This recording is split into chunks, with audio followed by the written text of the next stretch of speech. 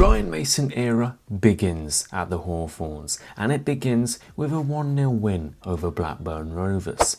It was a fantastic start for Ryan Mason. 1-0 win, a clean sheet in front of the home supporters. Today we'll be looking at that start, analysing the win, analysing the tactics, the shape, the details and a whole lot more.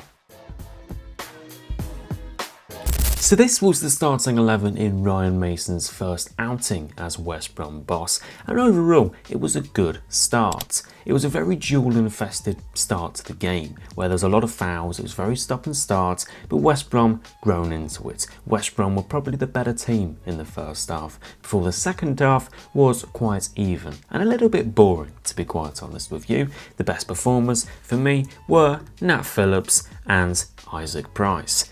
They were fantastic. Isaac Price, the goal scorer, and then Nat Phillips, the rock at the back on his West Brom debut. West Brom overall had less of the ball, but they actually had so much more attacking success, which we'll delve into more statistically later. But Isaac Price scored the opening goal, where Ryan Mason and West Brom utilised Darnell Furlong's long throw. Now this can be expected of some managers, but it shows that Ryan Mason is looking to maximise marginal gains, because West Brom overall were very dangerous off set pieces, throw-ins, corners, free kicks. It was good to see. It's not good to see when young modern managers are very one-dimensional in their play, and Ryan Mason, he didn't see that. So let's start talking about the shape on the ball to begin with before we move off the ball. And they played out sometimes from the back, but they also went long quite a bit. And I'd say this was the shape that we had saw in the middle third. It was a bit of a 4-2-4 shape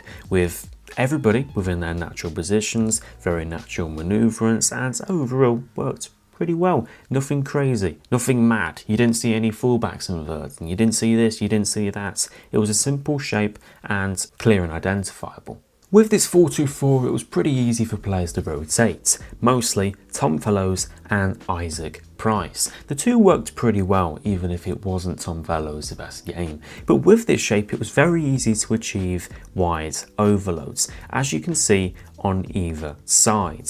It was pretty clear. I mean, it was good for them to progress the ball out wide, but it just made it very easy. You could tip 4 players towards one side if Hegepo, the striker, wanted to move here. And within the midfield as well, you had Mulumbai and Mowat. One playmaker, one aggressor. Two very comfortable on the ball, and the pivot for me, well, no complaints here. One of the best things about Ryan Mason's approach play is that it was short, but also direct. West Brom are not a team that's going to be playing out from the back, playing this mad, crazy, fluent, sexy football that somebody like Chelsea or PSG play, and I think he understands that. So he mixes short, intricate passing play through the middle with Mulumbai and Mowat, but also maximises the most out of long, direct balls. And it was often that direct ball from Nat Phillips or Mulumbai, Mowat, into the likes of Isaac Price, into their feet, looking for the wingers. It was pretty good overall, very fluent. So it was good to see that some of the goal kicks were long, some of them were short, playing them into the channels, playing it into behind, playing up to the number 9. There was good flexibility to the play. It wasn't so one-dimensional, and although we didn't see much of West Brom on the ball, and I'll talk about that later,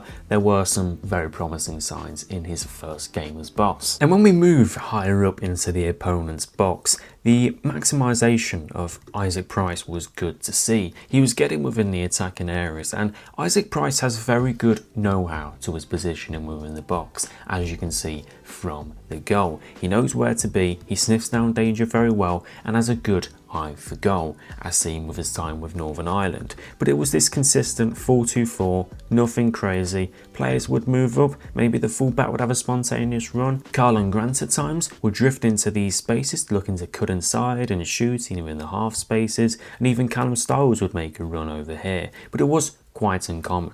Carl Grant was pretty ineffective and had a pretty poor game.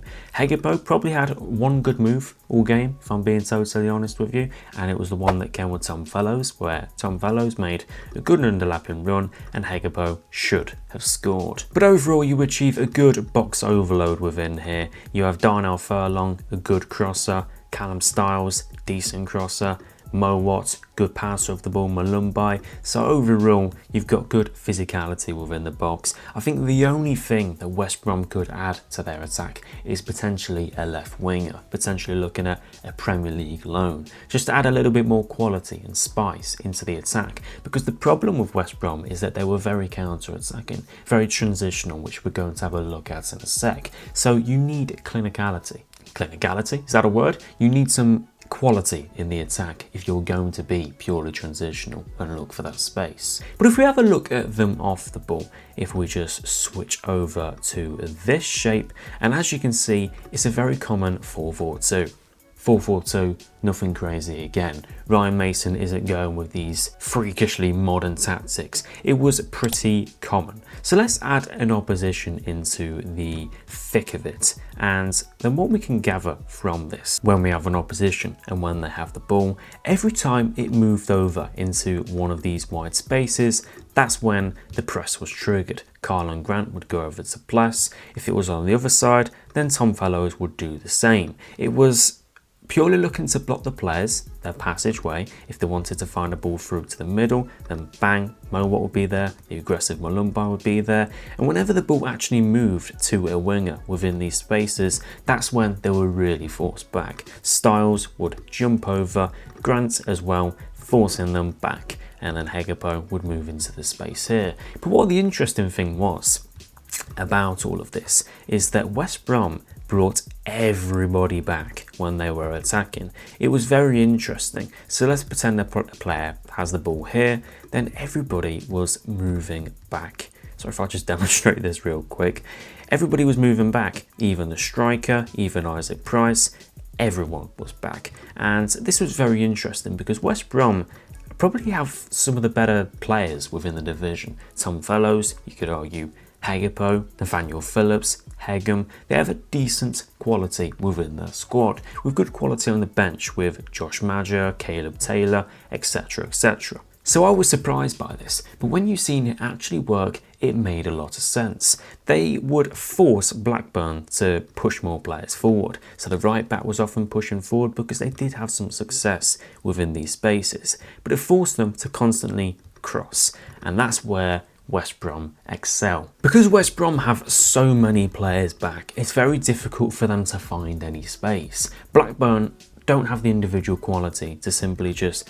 ball into here, bang, into the back of the nets. They've not got really a star player to do that within the attack. So it forced them to cross pretty much every single time. Whenever they crossed, they had Nat Phillips, they had Hegum, they had Malumbai, they had Furlong, who would tidy up the play fantastically, and it played right into their hands. And with this, although it may seem quite negative within their approach play, it actually forced more Blackburn players forward, and with that, it created so much more space for Hegerpo in transition, Carl and Grant, also Tom Fellows as well, Isaac Price. So this was pretty effective, and it's going to be good to see that in place against a bigger team such as Leicester or Southampton or Coventry or somebody else. It allowed West Brom to attack with further distance to their play, bigger areas to run into, a little bit more attacking threat and attacking freedom. And it really puzzled Blackburn because statistically,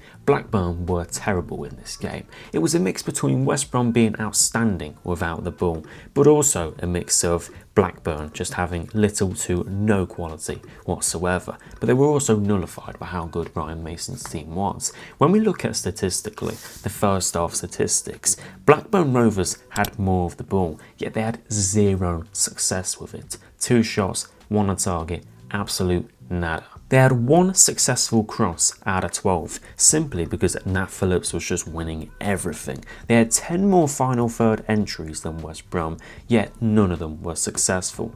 And West Brom alone just headed everything away. If we look at Nat Phillips statistically, as you can see, he was monstrous. I think he was man of the match personally myself. He won 11 duels, more than anybody else. And Malumbai and Mowat and Styles also won quite a few as well. And talking of Styles, he had an alright game. He was decent. He didn't have the most amazing season last season. But within the counter press and within the press overall, Whenever Blackburn found any space within these areas, it was very easy for Callum Styles to come across, because Styles is a mix between a midfielder and a left back, so he excels in both areas. So Styles, Mowat and Malumbai within the duels here actually worked really well. It can keep teams quiet, and although he was beaten 1v1 sometimes within these areas, he does a really good job of moving into the midfield and pinning a team in and allowing West Brom to go on attack. He can also do this in the counter press as well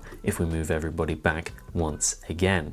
It's really effective. If they've just won the ball back, then bang, Callum Styles can run straight in. In the second half as well, when you look at the stats, Blackburn again had little to no success. They had a little period towards the end of the game where they were finding a little bit of joy when they were maximising set pieces, but ultimately it led to nothing. They never really tested Josh Griffin's in goal, and West Brom were the deserved winners by far. My only criticism of West Brom within this game is that I'd like to have seen them take a little bit more control. West Brom as a team, as a squad, are better than Blackburn Rovers. I expect West Brom to be finishing quite a few positions above Blackburn this season, so I'd have liked to have seen them take a little bit more control in the game, take more authority.